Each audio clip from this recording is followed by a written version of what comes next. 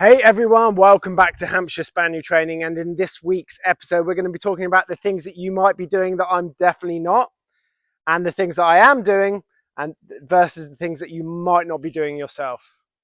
Got little Rio here, he's 10 weeks old now, and I'm going to explain some of the things that I've been doing with him over the past couple of weeks since I picked him up. Don't forget, if you're getting a new puppy this spring, summer, and you're looking for some help, maybe worth looking at doing my online training where you get to work directly with me through WhatsApp. If you want some more information on that, go through to our Facebook page, Hampshire Spaniel Training, send me a message on there, and I'll be able to send you a bit more information. Right, let's get rid of little Rio and we can have a chat. Right, so everyone obviously has an image in their head as to what it means to them to have a puppy. It's what I call the Instagram picture. You've already got preconceived ideas of how you want that end product to look. But typically we want to bypass all the training to get to that image in our heads. And training a puppy, and especially a working cocker, is a really tricky dog at times to train. And if you do too many of the wrong things too quick, you'll be creating bad habits quicker than you'll be able to stay on top of these dogs. Now, when I started out in gun dogs, it was sort of seeing you start on Labradors, you might get Springers later on, and then if you want to test your skills, we get a cocker. But these days, everyone's getting cockers. Probably makes up 80% of my work in cockers. But at times they're hugely frustrating. They're generally always one step ahead of you. And I'm often trying to put up motivational, paragraphs on my Facebook page talking about what you should, what you shouldn't be doing, etc. And it is really, really hard to get on top of because you're always going to have lots of other different people's opinions, etc. All I can ever do is tell you exactly how I train my dogs. And pretty much everything you see is what I do. And I'm always saying to my clients, I probably do a lot less than most people. But what I'm doing the rest of the time is not ruining what I'm doing. So one of the biggest issues and one of the things I'm always saying to people is don't show your dog too much, too quick. Well, yes, it's important that your dog has opportunities to experience different sights and smells and sounds, such as I do get my clients to do enrichment walks. That means popping the puppy underneath your armpit once a day, twice a day, just going for a walk around the block, exposing your dog to different sights and smells and sounds. And that's because when we start our lead work, typically with people around 13 weeks, which is quite young to be fair, but I often feel under a bit of pressure because people want to get going. But we start our lead work at 13 weeks, and training, any type of training you're doing with a Spaniel is about bosh, bosh, bosh, finish, put them away. Their attention span is like that. You don't want to be doing too much. And with the lead work, a bit like your children coming home with homework, no one says, okay, I've got maths homework to do. I'm going to put the TV on because that's going to help you study. Same thing when you're clinically training your dog. You want nothing going on around you. If you cannot make your dog walk neatly on a lead, sit neatly on a lead, have eye contact, that's not going to happen any better with other people around you, dogs, cats, airplanes going ahead, whatever the distractions may be, that's not going to go better. So you need to be sort of keeping things very, very sterile. So you see a lot of my videos are filmed from my training ground. There is no one else around, okay? Until my dogs are really, really good, I do not take my dogs out in public, okay? That's how I work it. Now, they are getting these enrichment walks underneath my armpits, so they're getting exposed to these different sights and smells and sounds. But when I'm doing any specific training, I'm not overstimulating them, so by other things going on around.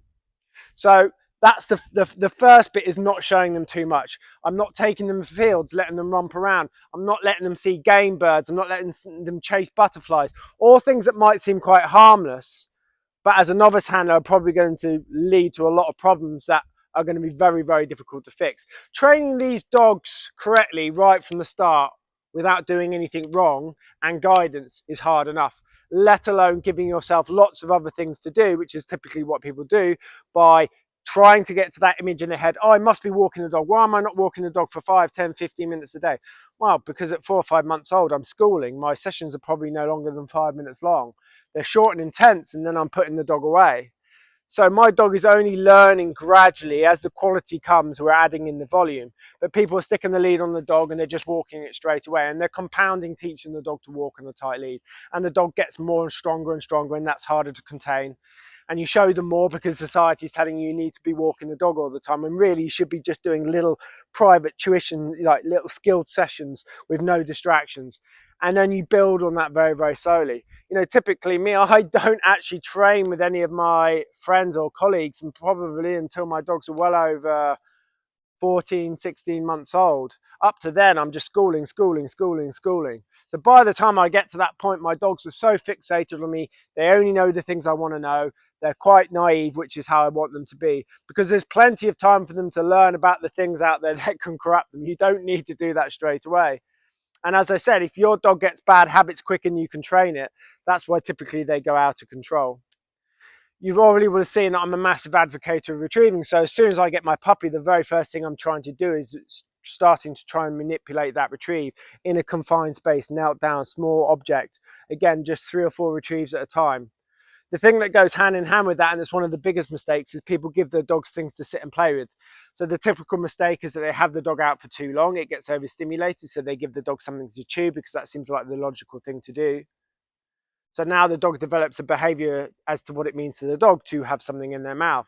So now you come to do your constructive retrieve, which is your best long-term training option.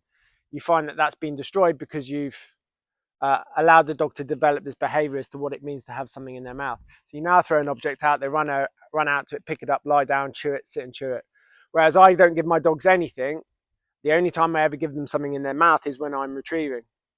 So I'm straight away, the dog only knows one way of doing something. So by the time that they're normally 10, 12 weeks old, little Rio that you saw, I've already got him running out and back really neatly with a retrieve. Every now and then he tests me, but that's completely normal. But he's already retrieving nicely, and I have given him nothing outside of that. So as I said, the classic scenario is they've overstimulated the dog. Rather than putting the dog away, which is the correct thing to do, and something that goes hand in hand with that, I hear this a lot. Oh, I don't want my dog to perceive the crate as punishment. It's not doing that. As long as you have a lovely crate routine, in, out, in, out, in, out, small amounts of time out before the dog gets overstimulated, 10 minutes tops, put the dog away again for a bit and just repeat that. That's typically what I'm doing at the beginning. So I'm actually typically got my dog out way, way, way less than most people, but I get so much more out of them. One of the questions I get is, why are my dogs always so into me? Why are they all over me? Why, you know, my dog's out and it's just wandering off. If anything, it's just over familiarization. And the dog's just not that interested in you a lot of the time because there are other things that are going on that distract it, or they see a lot of you and so you're not as interesting now. So actually by doing less, I have more interaction from my dogs. I never ever struggle to have those dogs coming in on up on me. So I'm the one dictating, controlling everything going on. I've got my specific little bit of retrieving. I'm taking them out for my little enrichment walks. I'm not sticking a lead on and just walking them and walking and walking. The worst thing you can do. By the time they're 8, 10, 12 months old, they're pulling like a tank. Pardon me, you've over-socialized them in the sense that now every dog they see, they want to go and say hello. Every person they see, you've let them do that because actually you haven't kept their focus on you. You haven't schooled them and schooled them and schooled them. So typically, by the way, by the time I do go out and train with friends, the dogs are so into what it is that I'm doing with them that they don't really pay an awful lot of attention. So for example, if I go to competition, you've got 15 other guys there with dogs. No one's dog's trying to interact with anyone else. No one's dog's jumping up at someone else. It just shows you if everyone's been training their dog correctly, there are never any issues. Because the reality is sometimes also you can train your dog as well as you want, but someone else can also still easily ruin your day. But what I would urge you to do is focus on keeping the dog in and around you, keeping it naive, work on quality first. Don't do volume. That's what I'm talking about all the time. Don't be giving the dog things to play and chew. I know it seems lovely to do, but if you want to develop a retrieve, which is the best way personally, I think, for training a dog long term, then developing that retrieve is so important.